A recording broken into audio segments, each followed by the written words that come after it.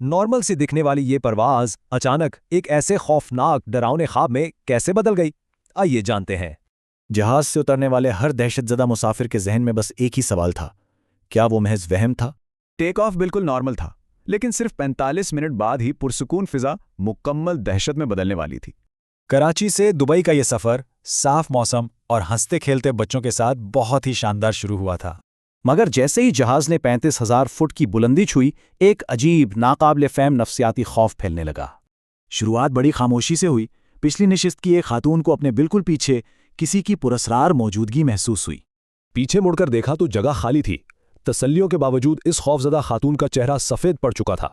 कुछ ही देर बाद ये शदीद नफ्सियाती खौफ जहाज के अगले हिस्से में बैठे एक छोटे बच्चे तक पहुंच गया। बच्चा जिद था कि एक आदमी उसे देखकर मुस्कुरा रहा है, जबकि वहां हकीकत में कोई नहीं था। ऐसी नॉर्मल होने के बावजूद कैबिन में शदीद ठंडक फैल गई। ये इनफरादी खौफ अब इज्तिमाई दहशत बन चुका था। ये खौफ सिर्फ मुसाफिरों तक महदूद नहीं था, बंद कॉकपिट में बैठे पायलट्स के होश भी उड़ने वाले थे। फ्लाइट सिस्टम्स पुरस्रार तौर पर फेल होने लगे। कप्तान और मुआविन पायलट बेबसी से ये सब देख रहे थे।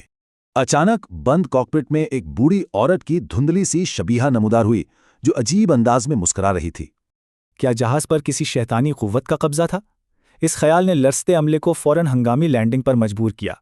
जैसे ही जहाज तेजी से नीचे की तरफ आया, पूरे कैबिन में एक दिल दहला देने वाली हौलनाक चीख गूंज उठी।